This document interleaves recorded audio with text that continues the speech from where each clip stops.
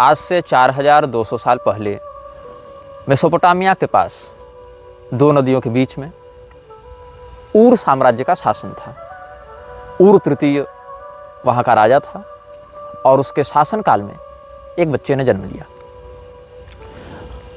उस बच्चे की महत्वाकांक्षाएं बहुत अधिक थीं और राजा ऊर का साम्राज्य बहुत बड़ा नहीं था। उस बच्चे ने प्राचीन विद्याओं के विशेषज्ञों से संपर्क किया क्योंकि उसकी किस्मत में कुछ और लिखा था। अपने प्रारब्ध में लिखे हुए राज्य सत्ता को प्राप्त करने के लिए उसने विद्रोह किया। असफल रहा क्योंकि उसके पास बड़ी छोटी सी सेना थी, 1000 लोगों की। ज्योतिषियों ने भविष्यवाणी की थी कि यह बच्चा आगे चलकर इस राज्य का राजा बनेगा। तो राजा ऊर के अत्याचारों से जो लोग परेशान थे, आतंकित थे, उन लोगों ने उस बच्चे का साथ दिया। लेकिन लोगों की संख्या कम थी, 1000 लोग राजा के सामने कुछ भी नहीं थे। राजा ने विद्रोह को दबा दिया, बच्चे को मरवाने के फरमान जारी कर दिए गए। लेकिन बच्चा भाग निकला। बच्चा भागकर सीरिया की ओर बढ़ा, रेगिस्तानों की ओर बढ़ा और वहाँ पर उसे कुछ ऐसा मिला जिसकी उसने कभी कल्पना नहीं की थी। एक काउंसिल, एक संगठन जिसमें 15 लोग थे। ये 15 लोग एक ऐसे व्यक्ति की खोज में थे जो उनका नेतृत्व कर सके। इन 15 लोगों के पास अलग अलग शक्तियाँ थीं, अलग अलग सामर्थ्य थे, अलग अलग प्रकार की इच्छाएं थीं और ये आपस में एकजुट नहीं हो पाते थे। इन्हें आवश्यकता थी एक ऐसे नेता की जो इन सबों को एक सूत्र में बांध सके, इनकी शक्तियों का एकत्रीकरण करके अपने उद्देश्य के लिए प्रयोग कर सके। उन 15 लोगों ने इसको अपना नेता चुना, अपनी शक्तियों का एक बड़ा भाग इसके विकास में लगाया और इन 16 लोगों ने मिलकर एक शक्ति को उत्पन्न किया। ये जो बच्चा है इसके विषय में आप जानते हैं, इसका नाम है अहरिमान आर्द्र म्लेच्छ, जिसे हम कहते हैं म्लेच्छराज। 16 लोगों की यह सभा म्लेच्छराज के नेतृत्व में उसके 15 पार्षदों के साथ बनी इस सभा ने अपने शरीर से अपनी शक्ति का एक एक अंश निकालकर उसको सम्मिलित किया और एक शैतान को बनाया। उस शैतान का नाम था अनाम म्लेच्छ। वस्तुतः अनाम म्लेच्छ ही वह शक्ति है जिसकी आराधना म्लेच्छराज करता है। अनाम म्लेच्छ और आर्द्र म्लेच्छ ये दोनों साथ साथ चलते हैं। जैसे दिव्य संपदा में अश्विनी कुमार एक जैसे दिखते हैं, एक साथ चलते हैं, जैसे दिव्य संपदा में अश्विनी कुमार युगल हैं, वैसे ही आसुरी संपदा में आर्द्र म्लेच्छ और अनाम म्लेच्छ दोनों साथ साथ चलते हैं, दोनों युगल हैं, दोनों संयुक्त हैं। आर्द्र म्लेच्छ को, म्लेच्छराज को जो शक्तियाँ मिलती हैं वो वस्तुतः अनाम म्लेच्छ से ही उसे प्राप्त होती हैं। अनाम म्लेच्छ का नाम अनाम इसीलिए है क्योंकि इसकी प्रसिद्धि अधिक नहीं हुई, क्योंकि इसने अपने दूसरे रूप से सारे कार्यों को किया है। ये कभी सामने आया नहीं, कभी इसने सीधा हस्तक्षेप नहीं किया। ये वो राजा है जो अभी तक अपने चेहरे को सार्वजनिक नहीं करना चाहता। ये समस्त कार्यों को करने के लिए आर्द्र म्लेच्छ का आश्रय लेता है। तो वस्तुतः म्लेच्छराज मतलब जो आर्द्र म्लेच्छ है वो राजा तो अवश्य है, लेकिन वो राजा स्वतंत्र नहीं है। उस राजा की इच्छाएं स्वतंत्र नहीं हैं। उस राजा को अगर कुछ करना है तो उसको अनाम म्लेच्छ से सहमति और अनुमति लेनी पड़ेगी। एक तरीके से कहें तो एक ही शरीर में रहने वाली ये दो शक्तियां हैं। आर्द्र म्लेच्छ का शरीर और उसके अंदर जो नियंत्रण है वो अनाम म्लेच्छ का है। अनाम म्लेच्छ का स्वरूप जैसा मुझे समझ में आया है, जैसा अपने शोध और साधना से हमने ज्ञात किया है, उस स्वरूप के आधार पर हमने AI से कुछ चित्र बनाए हैं जो कि इस वीडियो में, इस श्रृंखला के इस एपिसोड में आपको समय समय पर दिखाए जाते रहेंगे। एक क्रूर स्वरूप, एक शैतान का, जिसका जो मुख है वह गधे का है, जिसके पैर कभी मनुष्य और कभी घोड़े के समान होते हैं, जिसके पंख मोर के समान हैं, जिसकी आँखें बहुत क्रूर हैं, जिसके दांत बड़े नुकीले हैं। ऐसा ही स्वरूप है अनाम म्लेच्छ का। और ये अनाम म्लेच्छ ही वह शक्ति केंद्र है, वह शक्तिपुंज है जहाँ से म्लेच्छराज आर्द्र म्लेच्छ जहाँ से अपनी शक्तियों को प्राप्त करता है, जहाँ से उन शक्तियों का प्रयोग करता है। हम बात कर रहे थे ऊर साम्राज्य के पतन की। जब आज से 4200 साल पहले ऊर साम्राज्य का पतन हुआ, उस समय अंतिम राजा था इब्बिसिन। इब्बिसिन के अत्याचारों के कारण जब विद्रोह हुआ, उस समय पहली बार तो विद्रोह कुचल दिया गया, लेकिन दूसरी बार अपनी शैतानी शक्तियों के साथ आर्द्रमलेक्ष के नेतृत्व में जब विद्रोह किया तो इब्बिसिन हार गया और वहीं पर असुर साम्राज्य की नींव पड़ी। असुर साम्राज्य की नींव जब पड़ी, उसका नाम पड़ा गया असीरिया। असीरिया और सीरिया दोनों अलग अलग हैं, लेकिन नाम का जो स्रोत है वो समान है। ईसा पूर्व 26-25 शताब्दी तक विश्व का दूसरा बड़ा साम्राज्य था ऊर साम्राज्य। भारतीय सत्ता के संयुक्त प्रभाव के अतिरिक्त अगर विश्व में किसी की बात मानी जाती थी, वह था ऊर साम्राज्य। ऊर साम्राज्य के नेतृत्व में एक छोटा सा शहर एक विशाल साम्राज्य बनता जा रहा था और बीच में ही सत्ता का परिवर्तन हो गया और आर्द्रमलेक्ष ने सत्ता संभाली। असुर साम्राज्य के पहले राजा का नाम असुर था। इस असुर को संस्कृत वाला असुर भी समझ सकते हैं, आसुरी संपदा का होने के कारण, अथवा इसको ASSUR असुर ऐसा भी समझ सकते हैं। असुर नाम के कई राजा इसमें हुए हैं और सुमेरियन भाषा में इसका अर्थ होता है राजा। सुमेरियन भाषा में असुर का अर्थ होता है राजा। और ये पुजुर असुर जो था, असुर साम्राज्य का पहला राजा था। म्लेच्छराज अपने प्रतिनिधियों के माध्यम से उनको राजा बनाकर इस क्षेत्र का शासन करता था और म्लेच्छराज के द्वारा प्राप्त आसुरी शक्तियों का प्रयोग करके असुर साम्राज्य के राजा अपनी सेना का विकास करते रहे, आगे बढ़ते रहे। यद्यपि इनकी सेना बहुत बड़ी नहीं थी, किंतु इनकी योजना और इनका अनुशासन बहुत स्पष्ट होता था और इनके अनुशासन को भंग करने पर बहुत कठोर दंड दिया जाता था। हम आगे की श्रृंखलाओं में इनकी सेना की रणनीतियों पर चर्चा करेंगे और यह भी चर्चा करेंगे कि म्लेच्छराज के द्वारा बनाए गए अनुशासन कौन कौन से हैं। म्लेच्छराज ने अपने अनुयायियों के लिए 60 अनुशासन बनाए हैं। जो भी व्यक्ति म्लेच्छराज का अनुयायी बनेगा उसको इन 60 अनुशासनों का पालन करना पड़ेगा। अगर वह ऐसा नहीं करता है, वह कठोरतम दंड का पात्र होता है। मैंने कल बताया था शैतान के बहुत से नामों में एक नाम है स्तर। स्तर की आराधना करता हुआ यह असुर साम्राज्य आगे बढ़ता रहा।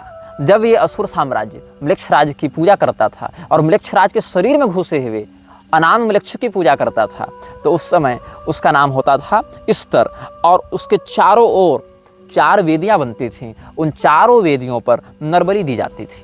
नरबली के माध्यम से मनुष्य के बच्चे के खून के माध्यम से, अच्छा ये नरबली जो है वो कोई सामान्य व्यक्ति की नहीं दी जाती थी, छोटे छोटे बच्चों की नरबली दी जाती थी और उन नरबलियों के माध्यम से राजा हैं अपनी शक्तियों को प्राप्त करते थे। और कई बार उन नरबलियों को देने के लिए किसी शस्त्र का प्रयोग नहीं किया जाता था। नरबलियाँ दी कैसे जाती थी? उन चारों वेदियों के ऊपर हवन कुंड की स्थापना की जाती थी और अपने पहले बच्चे को असुर साम्राज्य का राजा उस आर्द्रमलेच्छ के नाम से या अनाममलेच्छ के नाम से उसी जलती हुई हवन कुंड में डाल देता था। मतलब असुर साम्राज्य के राजा का जो पहला बच्चा होगा, उस पहले बच्चे पर अधिकार अनाममलेच्छ का होगा और उसको देने के लिए उस बच्चे को हवन कुंड में डाला जाएगा। आप इस घटना से एक और बात सीख सकते हैं। पांचाल देश के राजा सोमक ने अपने पुत्र जमतु को भी इसी प्रकार से हवन कुंड में डाल दिया था। ये राजा द्रुपद के पूर्वज हुआ करते थे और इसके परिणाम स्वरूप उनको नरक भी जाना पड़ा था। ये राजा द्रुपद के 3-4 पीढ़ी पहले की बात है। द्रौपदी जी द्रुपद की पुत्री थी, उनके 3-4 पीढ़ी पहले की बात है, जब राजा सोमक ने बहुत पुत्रों की कामना से अपने इकलौते पुत्र जमतु को हवन कुंड में काट काट कर होम कर दिया था। यद्यपि उनको आगे बहुत से पुत्रों की प्राप्ति हुई, लेकिन इस कर्म के कारण उस यज्ञ को कराने वाले पुरोहित और राजा दोनों नरक गए थे। यहाँ पर भी कुछ ऐसी बातें देखने को मिली जहाँ पर आसुरी तत्व के उपासक ये असुर साम्राज्य के राजागण अपने पहले बच्चे को स्तर की मूर्ति के चारों ओर बने हुए 4 हवन कुंडों में, किसी भी एक हवन कुंड में, हवन कुंड तो 4 होते थे, उसमें वो बलिदान करने के लिए जलती हुई अग्नि में झोंक देते थे और आर्द्रमलेच्छ और अनामलेच्छ को तृप्त करते थे। तो वस्तुतः जो 15 पार्षद हैं वो इसको काउंसलर मानते हैं, जो काउंसिल का शासक है। काउंसलर कौन है? आर्द्रमलेच्छ। और चांसलर कौन है? इस शैतानी परिषद का जो चांसलर है, जो कुलपति है, जो अध्यक्ष है, वो है अनामम्लेच्छ। अनामम्लेच्छ सामान्यतया किसी विशेष शरीर में बाहर नहीं घूमता है, वो आर्द्रम्लेच्छ के अंदर ही एक शक्ति के रूप में बैठा रहता है। एक प्रकार से उसने पोसेस कर रखा है आर्द्रम्लेच्छ को। आर्द्रम्लेच्छ वस्तुतः प्रारंभ में बुरा नहीं था, वो एक अच्छा व्यक्ति था। इसके व्यक्तित्व की तुलना आप कर सकते हैं मार्वल कॉमिक्स के गौर से, जिसकी बेटी बीमार थी और गौर ने क्या किया, देवताओं से प्रार्थना की कि आप मेरी मरती हुई बेटी को बचा लें, और उस समय देवताओं ने उसका तिरस्कार किया। तो नेक्रोमेंसर नामक दिव्य तलवार का या शैतानी तलवार का आश्रय लेकर गौर ने अपनी मरती हुई बेटी के ऊपर हो रहे अन्याय का बदला लेने के लिए देवताओं को मारना प्रारंभ किया था। तो ये जो गौर का किरदार है, ये वस्तुतः आर्द्रम्लेच्छ से ही प्रेरित है। कहीं ना कहीं आर्द्रम्लेच्छ, अनामम्लेच्छ अपनी इन घटनाओं को सिनेमैटिक यूनिवर्स के माध्यम से आगे बढ़ाते हैं, जिसमें एक बहुत बड़ा स्थान डिज्नीलैंड का है, जिस पर आगे इस श्रृंखला में हम कभी चर्चा करेंगे कि कैसे म्लेच्छराज के माध्यम से डिज्नीलैंड को आगे बढ़ाया गया है और वहाँ कैसे कैसे शैतानी कृत्य होते हैं। इस पर हम आगे सप्रमाण चर्चा समयानुसार इसी श्रृंखला में करेंगे। तो इसी प्रकार से आर्द्रम्लेच्छ वस्तुतः एक अनाथ था, किंतु उसके भाग्य ऐसे प्रबल थे कि वहाँ के नक्षत्र विशारदों ने, ज्योतिषियों ने कहा कि इसमें राजा बनने का योग है। इसीलिए आर्द्रम्लेच्छ को जब काउंसिल ऑफ सैटर्न ने गोद लिया, उन 15 लोगों ने उससे अपना नेता चुना, क्योंकि वो लोग कुछ कर नहीं पा रहे थे एक नायक के अभाव में। तो आर्द्रम्लेच्छ के शरीर में उर्सी की शैतानी शक्ति ने हावी होना प्रारंभ किया और उसको एक विद्रोही से बना दिया, एक अत्याचारी। अत्याचार के विरोध में जिसने अपना खड्ग उठाया था, वो बन गया विश्व का सबसे बड़ा अत्याचारी।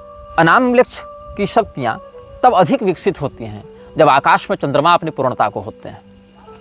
अनामम्लेच्छ चंद्रमा की कलाओं के आधार पर अपनी शक्तियों को घटाता और बढ़ाता है। यद्यपि अमावस्या को आसुरी शक्तियाँ अधिक प्रबल होती हैं, किंतु अनामम्लेच्छ की ऊर्जा चंद्रमा की कलाओं के आधार पर घटती बढ़ती हैं, ये इसकी विशिष्टता है। इसीलिए सामान्यतया पूर्णिमा की रात्रि को अनामम्लेच्छ की शक्तियाँ सर्वाधिक उत्कर्ष को प्राप्त होती हैं, जो कि आज भी अलग अलग शैतान के उपासकों के द्वारा आराधित हो रहे हैं। और संयोग से जब ये वीडियो रिकॉर्ड किया जा रहा है तो आज भी जो रात है वो पूर्णिमा की है। हम बात कर रहे थे अनामम्लेच्छ और आर्द्रम्लेच्छ की। वस्तुतः जो म्लेच्छराज के अंदर शक्ति है, भावना है, प्रवृत्ति है, उसका स्रोत जो अनामम्लेच्छ है, वही अलग अलग स्वरूपों में, अलग अलग सभ्यताओं में विभिन्न नामों से पूजा जाता रहा है। कुछ उसको लूसीफर कह देते हैं, कुछ उसको बफमेट कह देते हैं, कुछ सेखमेट कह देते हैं, कुछ उसको इब्लिस कह देते हैं, लेकिन वस्तुतः उसका जो नाम है वही अनाम है। कई बार सैन्य शक्ति से अधिक महत्व होता है रणनीति और योजना का। आपको अगर इतिहास के पन्नों की ओर ले चलें, एक घटना घटित हुई थी द्वितीय विश्व युद्ध में, जब हिटलर ने हॉलैंड पर कब्जा करने की योजना बनाई। अब हॉलैंड एक ऐसा स्थान है जिसका शहर, जिसका जो नागरिक समाज है, वो जहाँ बसा है वो समुद्र तल से नीचे है। मतलब समुद्र के पानी के द्वारा हॉलैंड की गांव, शहर इत्यादि डूब जाएं, इसकी संभावना सदैव बनी रहती है। इसीलिए दीवारों का आश्रय लेकर, बड़े बड़े किलेबंदी का आश्रय लेकर हॉलैंड के अंदर समुद्र के पानी को घुसने से रोका जाता है। हॉलैंड की अर्थव्यवस्था पर एक बहुत बड़ा बोझ हॉलैंड की दीवारों का निर्माण और उनकी मरम्मत करना हो जाता है। हॉलैंड के पास न उतनी तगड़ी सेना थी, न उतने अधिक पैसे थे, न अधिक संसाधन थे। हिटलर ने सोचा कि हम हॉलैंड पर अतिशीघ्र कब्जा कर लेंगे। हिटलर ने आक्रमण कर दिया। हॉलैंड ने अपनी कमजोरी को ही अपनी ताकत बना लिया। उसने यह फैसला दिया कि जिस भी गांव में या जिस भी सभ्यता की ओर हिटलर की सेना बढ़ेगी, उस गांव से संबंधित समुद्री दीवार को तोड़ दिया जाएगा। हुआ यही, और समुद्र की आपदा से जो दीवारें हॉलैंड के गांव की रक्षा करती थीं, वही दीवारें जब तोड़ दी गईं, हॉलैंड के अंदर समुद्र का पानी घुसने लगा और जर्मनी सेना डूबने लगी, पराजित हो गई। कहने का तात्पर्य है कि कई बार जो आपकी रक्षा करता है, जिससे आपकी रक्षा होती है, उसको नष्ट करके अपने शत्रु को अपने अंदर आमंत्रित करने से आप बच सकते हैं। जो समुद्र का पानी कभी मारता था और दीवारें बचाती थी, आज उल्टा हो गया। दीवारों को रक्षक नहीं, अवरोधक माना गया, रक्षक को हटा दिया गया। जो कल मार रहा था उसको अंदर आने दिया गया और उसी ने अंततः आपकी जान बचाई। इस रणनीति को समझिएगा। उर साम्राज्य के अत्याचारों से बचने के लिए सुमेर की जनता ने उर साम्राज्य के विरुद्ध आर्द्रमृक्ष के नेतृत्व में विद्रोह किया था। लेकिन अंततः जो उर साम्राज्य अत्याचारिक रूप में प्रसिद्ध था, लोगों ने उसको याद करना आरंभ किया जब उन्होंने देखा कि हमारा विद्रोही नायक हमारे पिछले राजा से कहीं अधिक महत्वाकांक्षी, कहीं अधिक क्रूर और कहीं अधिक सनकी है। आर्द्रमृक्ष के शासन में सुमेर, मेसोपोटामिया इत्यादि की सभ्यताओं ने बहुत विकास किया। भौतिकता की दृष्टि से, सैन्य शक्ति की दृष्टि से, विलासिता की दृष्टि से शैतानी ताकतों ने उस पूरे क्षेत्र में अपनी कृपा बरसाने आरंभ की। जो भी राजा का वफादार होता था, जो भी असुरों का उपासक होता था, जो भी इस प्रकार से नकारात्मकता को स्वीकार कर लेता था, उसकी सामाजिक प्रतिष्ठा, उसका यश, उसका पराक्रम बहुत बढ़ने लग जाता था। देखा देखी लोगों ने इसको अपनाना प्रारंभ किया और एक छोटा सा शहर बन गया एक विशाल साम्राज्य। अब हम सिद्धांतों पर चर्चा करेंगे। आज हम प्रधानता से म्लेच्छराज के अनुयायियों के लिए जो 6 अनुशासन हैं, 60 में से 6 अनुशासन की आज हम चर्चा करेंगे। पहला अनुशासन यह कहता है, तुम्हारे हृदय में सदैव एक ज्योति जल रही है। जब भी कोई निर्णय करना हो उस ज्योति का अनुसरण करना। यह पहला नियम कहता है। वह ज्योति शैतानी है, अ फ्लेम ऑफ इविल। आपको अगर लॉर्ड ऑफ रिंग्स की घटना याद होंगी, वहाँ एक आँख थी, सैरोन की आँख, जो दहकती रहती थी। वो आग है, लेकिन वो आग नरक की आग है। वो ज्योति जो तुम्हारे हृदय में जल रही है, अगर तुम उसे स्वीकार करते हो तो ये अध्यात्म की ज्योति नहीं है, ये आत्मा की स्वयं प्रकाश ज्योति नहीं है, ये अनाम वृक्ष की ज्योति है। इसीलिए म्लेच्छराज के सभी अनुयायियों को अपने हृदय में उस ज्योति की स्थापना करनी होती है, जो आंतरिक रूप से उनका मार्गदर्शन करती है, उनके हृदय में वैसी प्रेरणाएं डालती हैं, उनके हृदय में वैसी भावनाएं डालती हैं कि बिना किसी संपर्क के केवल मानसिक परिचय और मानसिक संकेत और तरंगों के माध्यम से अपने गुलामों को अनुशासित किया जा सके, उनको नियंत्रित किया जा सके। तो म्लेच्छराज के अनुयायी सबसे पहले यह प्रतिज्ञा लेते हैं कि हमारे हृदय में अनाम वृक्ष की ज्योति सदैव जलती रहे। अनाम वृक्ष ने म्लेच्छराज के अनुसार दूसरा नियम बनवाया। वह यह है कि जो तुमसे प्यार करे उससे तुम भी प्यार करो। अब ये सब ऐसे नियम हैं जिनको सुनने पर लगता है कि एक आदर्श समाज की परिकल्पना की जा रही है, और इन नियमों को ऐसी शब्दावली में, ऐसी परिभाषा में आगे व्यक्त किया गया है कि लोगों की बड़ी आकर्षक लगती हैं। लोगों को लगता है ये तो बिल्कुल सच्चा मार्ग है, इसमें क्या बुराई है, इसमें क्या शैतानियत है, इसमें क्या नकारात्मकता है। सबसे बड़ी नकारात्मकता वही है जिसको आप न पहचान सकें, जो आपको अच्छाई का वेश बनाकर ठगे। अनाम वृक्ष ने म्लेच्छराज को कहा कि तुम दूसरा नियम यह बनाओ कि जो तुमसे प्यार करे उससे तुम भी प्यार करो। अब इसमें एक समस्या यह होती है कि भाई कोई हमसे प्रेम कर रहा है तो हमसे घृणा कैसे कर सकते हैं, लेकिन ऐसी बात नहीं है। उसके प्रेम के पीछे क्या उद्देश्य हो सकता है। आप यह बात ध्यान में रखें कि रावण ने जब भगवती सीता का हरण किया था तो बारंबार कहता था कि हे सुंदरी, हम तुमसे प्रेम करते हैं, तुम उस वनवासी राम के पीछे क्यों पड़ी हुई हो, चलो हमारे प्रस्ताव को स्वीकार करो, हम तो मंदोदरी से भी ऊपर तुम्हारा आसन रखेंगे, हमारे हृदय में जो प्रेम है तुम्हारे लिए उसको एक बार स्वीकार कर लो। आप ध्यान दें, आज समाज में जितना व्यभिचार फैल रहा है, जितना लव जिहाद फैल रहा है, जितने तरह के बलात्कार हो रहे हैं, उनके पीछे कहीं न कहीं सिनेमैटिक भावना यह है कि जो तुमसे प्यार करे उससे तुम प्यार करो, प्यार किया तो डरना क्या, हम है राही प्यार के। तो ये जो है, जो तुमसे प्यार करे उससे तुम प्यार करो, इसमें प्यार अंततः जाकर व्यभिचार बन जाता है। एक आदर्श परिकल्पना कि दया सर्वेषु भूतेषु, सभी प्राणियों में दया करो, समस्त प्राणियों से मैत्री करो, मित्रस्य मा चक्षुषा समीक्षामहे।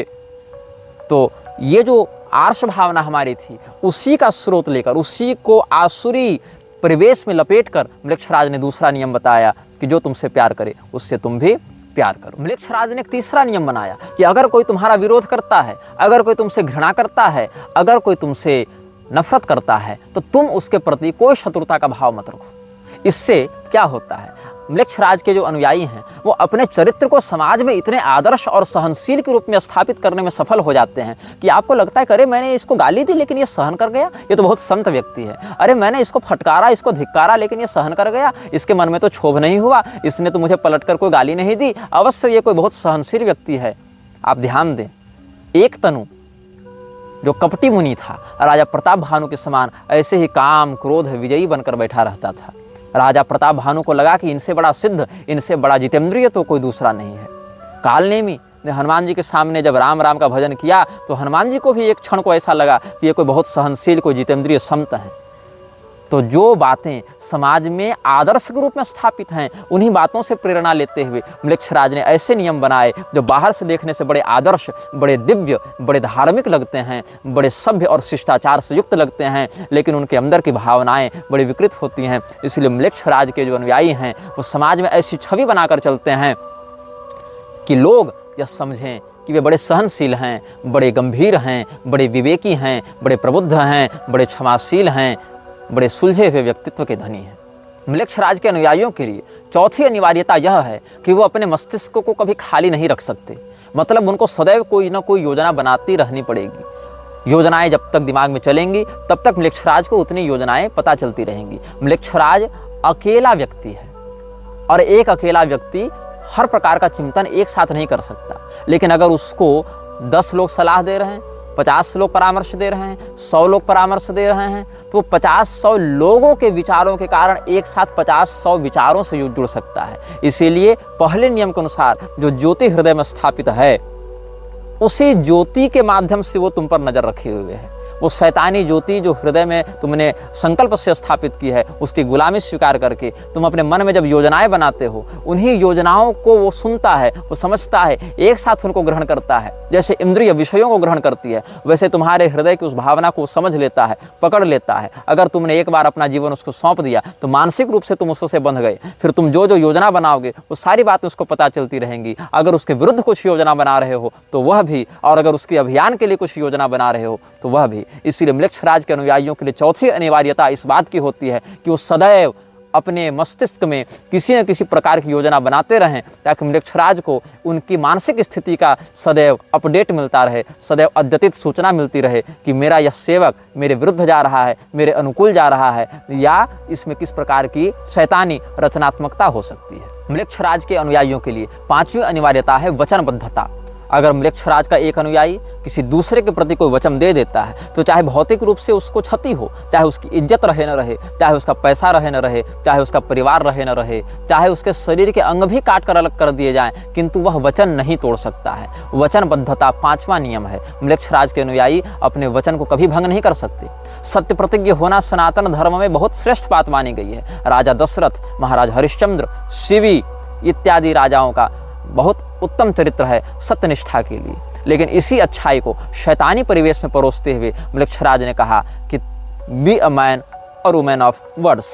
तुम अपने मुख से निकले प्रत्येक शब्द को सत्य करने के लिए, चरितार्थ करने के लिए, बिना किसी विकृति के उस पर निष्ठा बनाए रखने के लिए बाध्य हो। तुम किसी भी परिस्थिति में हमारे प्रति किए गए समझौते को नहीं तोड़ सकते हो। अगर समझौता टूटेगा तो वह शरीर भी नष्ट किया जाएगा जिस शरीर के साथ इस समझौते को लिखा गया था, बांधा गया था। You can't make a pact with demon and you can't deny with it.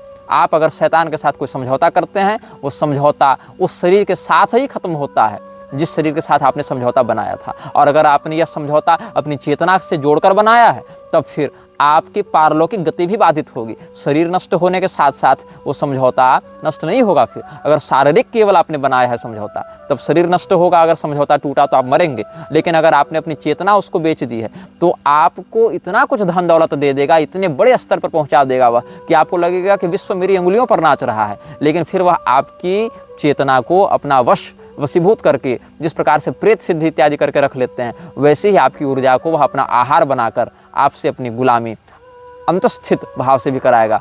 आपकी पारलौकिक गति में वह व्यवधान उत्पन्न करेगा। जैसे प्रेत की उपासना करने वाले लोग अंत में प्रेत गति को प्राप्त होते हैं, वैसे शैतान के साथ समझौता करने वाले लोग भी शैतान के ही गुलाम बन जाते हैं। म्लेच्छराज का बनाया हुआ छठा नियम पांचवें नियम से जुड़ा हुआ है। पांचवा नियम यह कहता है कि आप कभी भी अपने वचन को नहीं तोड़ सकते। लेकिन छठा नियम यह कहता है कि यदि बात आती है अपने हाउस को बचाने की, हाउस मतलब आपका घर नहीं, हाउस मतलब हाउस ऑफ काउंसिल, जहाँ पर आपकी शैतानी परिषद बैठी है, अगर उसके अस्तित्व की बात आती है तो आप अपने वचन को तोड़ेंगे, आप वहाँ पर कंप्रोमाइज़ करेंगे। आप वहाँ पर स्वयं को एक व्यक्ति मानकर नहीं चल सकते कि मैं एक व्यक्ति हूँ, मैंने वचन दिया। अगर संस्था को बचाने की बात आएगी तो आपको अपने वचन को अगर तोड़ना पड़ेगा, संस्था अगर वचन तोड़ने से बचेगी तो वहाँ पर आप अपने वचन को तोड़ेंगे। कुल मिलाकर बात यह है कि शैतानी परिषद का जो 15 लोग हैं और 16वां जो उनका नेतृत्व करता है आर्द्र म्लेच्छ, जिसके अंदर घुसा है 17वां तत्व अनाम म्लेच्छ, इसीलिए कहते हैं the council of 17 ruled by 2। ये भी शब्द बहुत स्थानों पर जो इस विषय में शोध करते हैं उनको मिलता है। काउंसिल ऑफ 17 रूल्ड बाय 2, 17 लोगों का यह परिषद है जिसमें 2 व्यक्ति शासन करते हैं। दिखते 16 हैं क्योंकि अनाम म्लेच्छ और आर्द्र म्लेच्छ तो एक ही शरीर में रहते हैं, लेकिन हैं वो 2।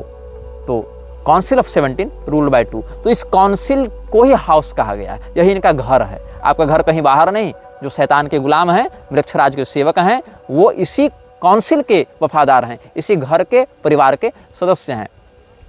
तो अगर वचन को पूरा करने से परिवार बचता है तो वचन पूरा किया जाएगा, तब आप वचन तोड़ नहीं सकते। और अगर वचन को तोड़ने से परिवार बचेगा तो आप वहाँ पर यह नहीं कर सकते कि हमने वचन दे दिया तो अब हम निभाएंगे, मेरी प्रतिष्ठा की बात है, बिल्कुल नहीं। आप कंप्रोमाइज़ करेंगे। यह 5वें नियम का एक अपवाद 6ठे नियम के रूप में बताया जाता है। आज हमने चर्चा की म्लेच्छराज को शक्ति कहाँ से मिलती है, म्लेच्छराज का जन्म कहाँ हुआ था, म्लेच्छराज के अंदर कौन सी शक्ति काम करती है, म्लेच्छराज बना कैसे। एक असफल साधक जो अपनी महत्वाकांक्षाओं को पूर्ण न कर सका और देवताओं से वैर कर लिया, अपने साथ 15 शैतानी उपासकों को लेकर अपनी ऊर्जा से एक नए शैतानी ऊर्जा को जिसने निर्मित किया और फिर उसी के वशीभूत हो गया, उसी के सम्मोहन में आ गया। अनाम म्लेच्छ के द्वारा नियंत्रित किया जा रहा आर्द्र म्लेच्छ ही हमारे द्वारा यहाँ म्लेच्छराज शब्द से बताया जा रहा है, जिसके विषय में इस संसार की बहुत कम शक्तियाँ जानती हैं और अधिकांश शक्तियाँ जानकर भी मौन रहती हैं। यह वीडियो जल्द ही हटा दिया जा सकता है। कृपया थर्ड पार्टी ऐप्स का उपयोग करके डाउनलोड करें। आप इस वीडियो को अपने चैनल पर फिर से अपलोड भी कर सकते हैं।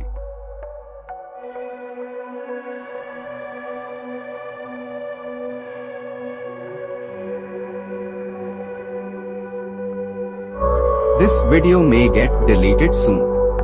Please download using third-party apps. You may also re-upload this video on your channels. Thank you.